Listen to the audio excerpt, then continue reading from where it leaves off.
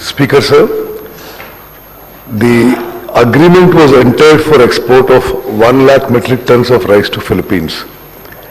A quantity of 22,750 metric tons of rice was exported to Philippines so far. The shipment wise details are as follows. First shipment on 6th April 25 of 12,750 metric tons, and second shipment on 7th May 25, 10,000 metric tons, total of 22,750 metric tons. The rice price for export is rupees 3,600 per quintal. The Food Corporation of India rate is 3,446 per quintal for grade A variety as per the provisional economic cost for marketing season 22-23. An amount of rupees 81.90 crore revenue was received so far from rice exports to Philippines. The net profit is rupees 1.13 crores. Initially, an agreement was entered for export of 1 lakh metric tons of rice. So far, a quantity of 22,750 metric tons exported, leaving a balance of 77,250 metric tons. Yes, sir. There has been a delay after the second shipment due to various issues and disturbances in the Philippines country, and there has been a general ban on rice import by the country from 1st September 2025. After that, the Philippines government has recently granted a special permit to state of Telangana for next shipment of 6,975 metric tons, which is under process now. Sri Gangula Kamalakar garu, Sri T. Harish Rao garu. Sir, Mantri garu సభను తప్పుదో పట్టించారు అధ్యక్ష. ఇది ఒక పెద్ద scam అధ్యక్ష. ఈ Philippine కు బియ్యం పంపిణీ అనేటువంటిది పంపడం అనేది ఒక భారీ కుంభకోణం జరిగింది అధ్యక్ష. నేను మంత్రి గారిని సూటిగా కొన్ని ప్రశ్నలు అడుగుతా అధ్యక్ష. ఇప్పుడు వారు ఇచ్చిన సమాధానాల్లో కూడా కొంత సత్యదూరమైనటువంటి విషయాలు, అర్ధ సత్యాలను, సమాచారాన్ని కొంత ఆపి కొంతవరకు మాత్రం చెప్పి కొంత చెప్పకుండా దాచిపెట్టే ప్రయత్నం చేశారు అధ్యక్ష. ఫస్ట్ క్వశ్చన్ అధ్యక్ష, ఈ బియ్యం ఫిలిప్పైన్ కు ఇతర దేశాలకు ఎగుమతి చేయడానికి మీరు ఎవరైనా ఒక అడ్వైజర్ను పెట్టుకున్నారా?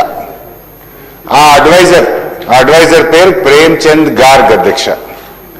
వీళ్ళు పెట్టుకున్న అడ్వైజర్ అధ్యక్ష, ఆయన ఘరానా మోసగాడు. సిబిఐ, ఈడీ కేసుల్లో ఇప్పటికే అరెస్ట్ అయి జైలుకు పోయి వచ్చినటువంటి వ్యక్తి. అనేక ఈడీ, సిబిఐ కేసులు ఎదుర్కొంటున్నటువంటి ప్రేమ్చంద్ గార్గ్ను బియ్యం విదేశాలకు ఎగుమతి చేయడానికి మీరు అడ్వైజర్ గా పెట్టుకున్నారా? పెట్టుకుంటే ఆయన ఇప్పుడు ఎక్కడున్నాడు? ఆయన పనిచేస్తున్నాడా? మరి ఆయన ఒకవేళ తొలగించారా? ఉన్నాడా? తొలగిస్తే ఎందుకు తొలగించారో సమాధానం చెప్పండి. నంబర్ 1. నంబర్ 2 అధ్యక్ష, వీళ్ళు ఎంఓయూ చేసుకున్నది 10 లక్షల మెట్రిక్ టన్నులు పంపడానికి ఎంఓయూ చేసుకున్నారు. 1 లక్ష మెట్రిక్ టన్నులు అగ్రిమెంట్ చేసుకున్నారు అధ్యక్ష. కేంద్ర ప్రభుత్వ సంస్థ అధ్యక్ష, ఐఏఎస్ ఆఫీసర్లు ఆ సంస్థ జేఎండి, ఎండి గారు రాష్ట్ర ప్రభుత్వానికి లేఖ రాశారా? దీపక్ అగర్వాల్ అధ్యక్ష, ఇది నాఫెడ్ జేఎండి గారు రాష్ట్ర ప్రభుత్వానికి లేఖ రాశారు.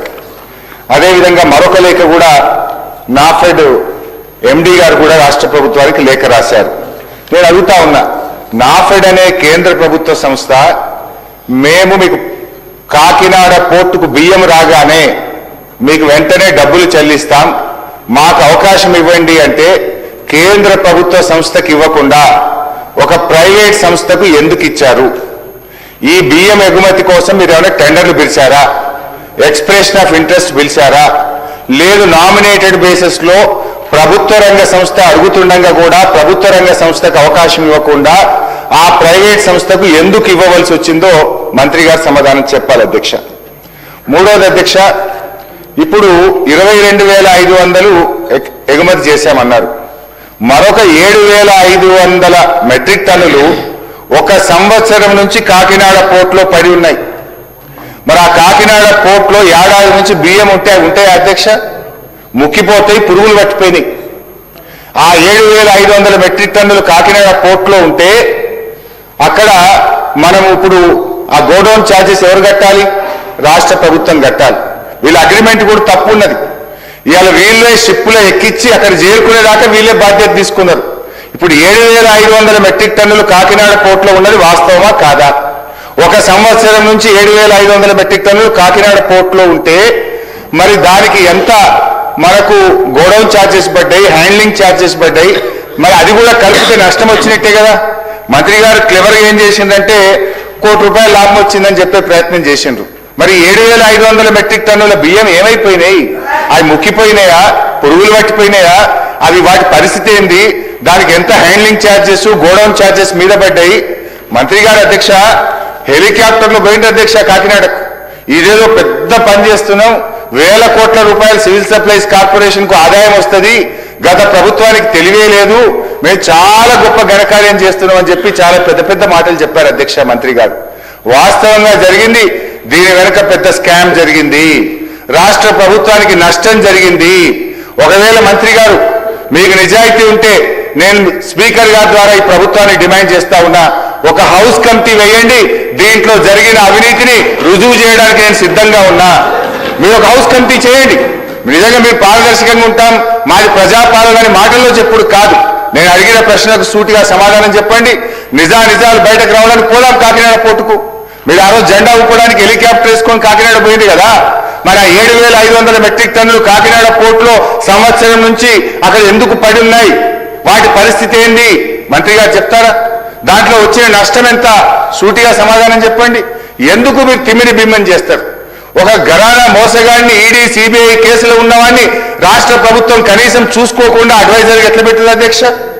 కేంద్ర ప్రభుత్వ సంస్థ మేము అడ్వాన్స్ గా డబ్బులు ఇస్తాం అని చెప్తే కేంద్ర ప్రభుత్వ సంస్థ అడిగితే వారికి అవకాశం ఇవ్వకుండా, నాఫెడ్కి అవకాశం ఇవ్వకుండా ఒక ప్రైవేట్ కంపెనీకి మీరు నామినేషన్ బేసిస్ లో ఎట్లా ఇస్తారు? How the rules will permit? వీటన్నిటి మీద అన్ని విషయాలు బయటకు రావాలంటే ఒక హౌస్ కమిటీ వేయాలని మీ ద్వారా ప్రభుత్వాన్ని డిమాండ్ చేస్తున్నారు. శ్రీ పల్లా రాజేశ్వర రెడ్డి గారు. ధన్యవాదాలు అధ్యక్ష. వరి సేకరణ కోసం అని చెప్పేసి ఇప్పుడు మనం ఎదురు చూస్తున్నాం. ప్రశ్న కూడా దానికి సంబంధించిందే కాబట్టి నిన్న ముఖ్యమంత్రి గారు ఒక మాట మాట్లాడిండ్రు, 50 లక్షల మెట్రిక్ టన్నులకే కేంద్రం యాక్సెప్ట్ చేసింది కాబట్టి రైతులు మీరు ఆలోచించుకోండి అని చెప్పారు.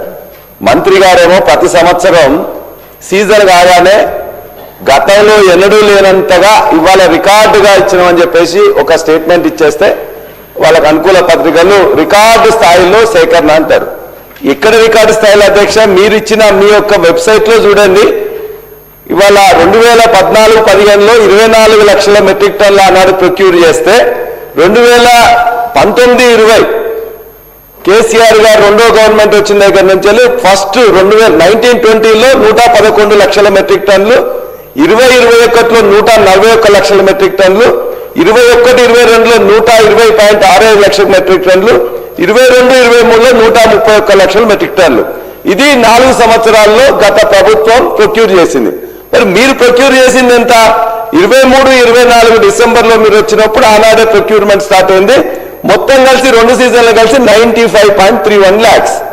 అదేవిధంగా 24-25లో 100.31 lakhs. మరి ఎప్పుడు కూడా గత 5 సంవత్సరాల్లో వచ్చిన దానికంటే ఎక్కువ మీరు ప్రొక్యూర్ చేయలేదు. మరి ప్రతిసారి కూడా మీరు ఈ రికార్డు ఏంటిది? నిజంగానే మీరు రికార్డు స్థాయిలో చేస్తే ఈ యొక్క వెబ్సైట్ లో కాకుండా ఇంకెక్కడైనా పెడుతున్నారా? మీ యొక్క అది క్లారిటీ. రెండోది, మరి ఇప్పుడు ముఖ్యమంత్రి గారు నిన్న మాట్లాడుతూ 50 లక్షల మెట్రిక్ టన్నులే యాక్సెప్ట్ చేసినారు. ఆ 50 లక్షల మెట్రిక్ టన్నులు ఒక సీజన్ కా 2 సీజన్లకా? మరి మనం ఇప్పటికంటే కూడా 100 లక్షల మెట్రిక్ టన్నులు తక్కువ ఎప్పుడు తీసుకోవాలి. మరి ఇప్పుడే 50 లక్షలకు మీరు 70 లక్షల మెట్రిక్ టన్నులు గతంలో తీసుకున్నారు కాబట్టి ఇప్పుడు ఈ సీజన్లో మీరు అసలు తీసుకుంటారా లేదా? ఎందుకంటే మీరు చెప్పిన టార్గెట్ అనేది 50 లక్షలు ముఖ్యమంత్రి గారు చెప్పింది, మీరు 70 లక్షలు తీసుకున్నాం అంటున్నారు. మరి ఇప్పుడు ఈ యొక్క సీజన్లో మీరు ఏమైనా ప్రొక్యూర్మెంట్ చేస్తారా లేదా? రెండో ప్రశ్న. మూడోది అధ్యక్ష, ఇప్పుడు ఈ ప్రొక్యూర్మెంట్ చేస్తున్నప్పుడు లేట్గా స్టార్ట్ చేస్తున్నారు. ఎగ్జాంపుల్ జనగామలోనే లేట్గా స్టార్ట్ చేస్తే ఆ మార్కెట్ పోతే వచ్చిన ధర 1600, 1700. అది ఇక్కడ పేపర్లో వస్తే ముఖ్యమంత్రి గారు చూసి ఒక ఎంక్వైరీ చేసింది, కాదు 1600 కాదు 1800 అని ఇప్పించింది. మరి రేటు 2400, మీ బోనస్ కొద్దిగా మీరు చెప్పే కలిపితే 2900. మరి 1700 నుంచి 1800 చేస్తే అది ఎట్లా కరెక్ట్ అధ్యక్ష? కాబట్టి ఇవన్నీ కూడా సక్రమమైన సమయంలో నిన్న మొక్కజొన్నలు మేము మొత్తుకుంటే నిన్న మొదలుపెట్టింది కేంద్రాలు. మరి దానిలానే ఇలా వరికి కూడా కేంద్రాలు వెంటనే మొదలు పెట్టాలని చెప్పేసి ఒకవేళ మీరు తీసుకోవడం అనేది తప్పనిసరి అనుకున్నప్పుడు కేంద్రాలు మీరు తొందరగా మొదలు పెడతారా లేదా? చివరి ప్రశ్న అధ్యక్ష, ఇవాళ మీరు బోనస్ దొడ్డు ఓట్లకు ఇస్తామని చెప్పిండ్రు, దొడ్డు ఓట్లకు ఇవ్వట్లేదు, సన్న ఓట్లకే ఇస్తున్నారు. ఆ సన్న ఓట్లకు ఇచ్చేదానిలో కూడా గత యాసంగిలో 1208 కోట్లు బకాయిలు అని చెప్పేసి రైతులందరూ అంటున్నారు. మరి ఈ మధ్య కాలంలో మీరు ఏమైనా ఇచ్చిందా? ఒకవేళ ఇవ్వకపోతే ఎప్పట్లోగా గత యాసంగి యొక్క సన్న ఓట్ల బకాయిలు 1200 కోట్లు ఏ టైంలో ఇస్తారని సూటిగా చెప్పాల్సిందిగా మంత్రి గారిని మీ ద్వారా కోరుతున్నా. గౌరవ మంత్రి గారు. స్పీకర్ సార్, గౌరవ సభ్యులు హరీష్ రావు గారు చేసింది పూర్తిగా నిరాధారమైన ఆరోపణలు, కంప్లీట్లీ ఫాల్స్. ఇటువంటి ఆరోపణలు హౌస్ లో చేయొద్దని చెప్పి నేను రిక్వెస్ట్ చేస్తున్నా. మీకు వేరే ఇంట్రెస్ట్ ఉండొచ్చు, మీరు ఎవరికన్నా రికమెండ్ చేసి ఉండొచ్చు. మీరు రికమెండ్ చేసింది అధికారులు చేయకుంటే మీరు ఆరోపణ చేయడం ఇట్ ఇస్ టోటలీ ఫాల్స్. మీరు ఈ విషయంలో నేను ఆ విషయాలు మాట్లాడుకోవాలి.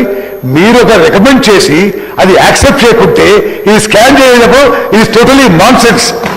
ప్రేమ్ చందర్ గర్గ్ అనే వ్యక్తికి ఫిలిప్పీన్స్ రైస్ ఎక్స్పోర్ట్ కి ఏమీ సంబంధం లేదు. It is a government to government transaction. The government of Telangana has signed an agreement with the government of Philippines. Yes, the memorandum of understanding is for 8 to 10 lakh metric tons. The contract is for 1 lakh metric tons. అది ముందు 2 shipments పోయిన తర్వాత Philippines దేశంలో ఆ దేశం యొక్క president మీద కొంత డిస్టర్బెన్స్ అయింది. ఇంటర్నల్ వాళ్ళ whatever revolt whatever, plus prices పడిపోయినాయి. ఫిలిప్పీన్స్ దేశంలో జరిగిన ఇంటర్నల్ డిస్టర్బెన్స్ వల్ల ఒక transhipment is held up in Kakinada which is being loaded today and is leaving for shipment. మీకు చెప్పాలి, Philippines government because of the internal disturbances వాళ్ళు international ban పెట్టిన imports కి, specially only for Telangana rice they given a special permit of 6,975 metric tons which is now being loaded and will leave shortly. అదేవిధంగా మీరు అడిగిన దానికి the handling, the storage in Kakinada, the shipment, the insurance is all being handled by Aditya Birla Global Traders, which is the world's leading trading company. మీరు నాఫెడ్కి ఇవ్వండి, మీరు ఇంకోటి ఇవ్వండి అని మీరు పైరవీ చేసి అది యాక్సెప్ట్ చేయకుంటే స్కామ్ అంటే ఎట్లా? It is not right. You have your self sent a person to Civil Supplies Commission and said, give it to NAFED with so and so as a middleman. There are no middlemen. Aditya Birla Global Traders is the world's leading commodity global traders. They own a shipping company, they own a global insurance company. They have been recommended by the government of Philippines. దీంట్లో దేని scam కి ఆస్కారం లేదు అధ్యక్ష. అదేవిధంగా no okay, you speak after me. అదేవిధంగా godown charges అన్నారు, godown charges Kakinada, shipping charges, transit, insurance is all paid for by the Philippines government. Telangana ప్రభుత్వానికి దానికి సంబంధం లేదు. ఓకే, అదేవిధంగా హెలికాప్టర్ మీద ఉందా, నేను యుద్ధ విమానం మీద 3000 గంటలు ఫ్లై చేసిన భారతదేశానికి. మీకు హెలికాప్టర్ మీద ఉండొచ్చు. We flew much more advance fighter aircraft for India. అదేవిధంగా మరి పల్లారాజేశ్వరి గారు మాట్లాడే విషయాలకి ఇప్పుడు ఈ ఫిగర్స్ మీరు చెప్పింది మీరు ఎక్కడికే తెచ్చుకున్న ఫిగర్స్ కానీ official figures of the government of Telangana. Rajeshwari గారు మీరు మాట్లాడి అసలు మాట్లాడాల. ఈ ఖరీఫ్ సీజన్లో paddy procured is 71.86 lakh metric tons, which is a record in Telangana. అదేవిధంగా our government is committed, we're a farmer friendly government. రైతులు పండించిన ప్రతి గింజ ఎంత మారుమూల ప్రాంతమైనా సరే ఎంఎస్పీకి కొనుగోలు చేస్తాము. టిఆర్ఎస్ గవర్నమెంట్ కంటే మరి చాలా ఎక్కువ ప్రొక్యూర్మెంట్ చేసినాం, ఎక్కువ ప్రొక్యూర్మెంట్ సెంటర్స్ ఓపెన్ చేసినాం అని మీకు మనం చేస్తూ, అదేవిధంగా స్పీకర్ సార్, హరీష్ రావు గారు సీనియర్ శాసనసభ్యులు. He should not make baseless allegations. ఈ ప్రేమ్చంద్ గారు ఈ ఫిలిప్పీన్స్ అదేదో పెట్టి నో, మీరు అడిగిన ప్రశ్నకి ఫిలిప్పీన్స్ ఎక్స్పోర్ట్ కి there is no middle man. There is agreement between government of Philippines and government of Telangana. అదేవిధంగా నేను I must mention a few facts here about the Telangana thing. Philippines దేశానికి భారతదేశంలో మొదటిసారి ఎక్స్పోర్ట్ చేసింది తెలంగాణ రాష్ట్ర ప్రభుత్వం. Highest price ever procured for any export for this variety of rice is our agreement with the Philippines government. I have directly spoken to the Philippines minister. It is an official agreement with the Philippines government. We can order a lot of house committees on the irrigation projects that you did, so we don't have to worry about that. Speaker sir, I want to make one small statement regarding this export, because this is a landmark achievement of the Telangana government. The export of 22,750 metric tons of rice to Philippines under a government-to-government arrangement, government of Telangana to government of Philippines, was a strategically planned operation under the Telangana Rice Mission. It generated a net profit of 1.13 crores, saved the state over 12 crores in carrying costs, and positioned Telangana as India's foremost agro-export state for rice on the global stage. The export generated a net profit of 1.13 crores for the state. On top of the profit, we awarded 12 crores in carrying cost, total net benefit of plus 13 crores to the state. We are trying to build Telangana into a global rice powerhouse.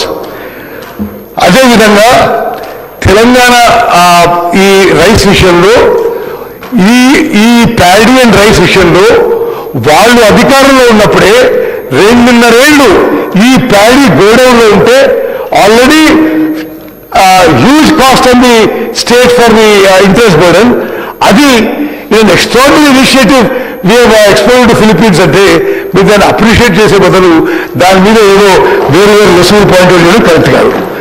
అదేవిధంగా we have avoided net interest saved by the export was 10.55 crores. Net storage charges avoided was 1.64 crores. మరి ఈ విధంగా అన్ని విధాలుగా తెలంగాణ రాష్ట్రానికి మేలు జరిగే విషయం ఇది. అదేవిధంగా ఆ రైస్ స్టాకు అంతకుముందు 2.5 ఏళ్ళు మన స్టాక్లో ఉండే.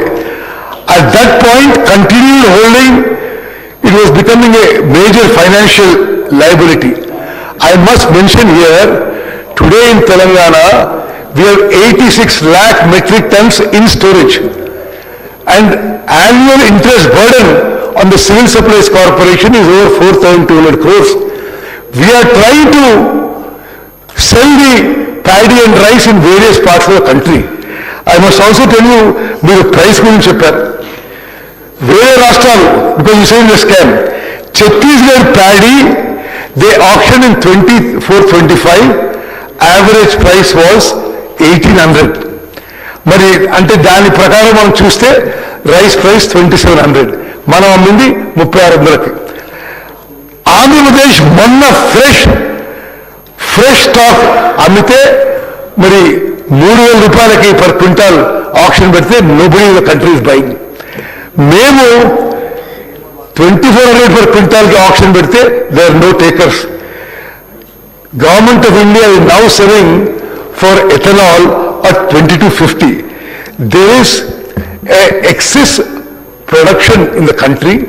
there is a shortage of storage capacity. The government of India is not, ఇప్పుడు ఈ ఖరీఫ్ పంటలో అధ్యక్ష రాజేశ్వరి గారు కూడా గమనించాలి, government of India is taking only 54 lakh metric tons. Even despite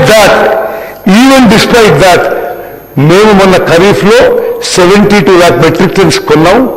మరి సెంట్రల్ గవర్నమెంట్ కొనకున్నా రాష్ట్ర ప్రభుత్వం ప్యాడీ ఫార్మర్స్ కి, వరి రైతులకి మేలు చేయడానికి చివరి గింజ కొనుగోలు చేసే వరకు గోయింగ్ హెడ్.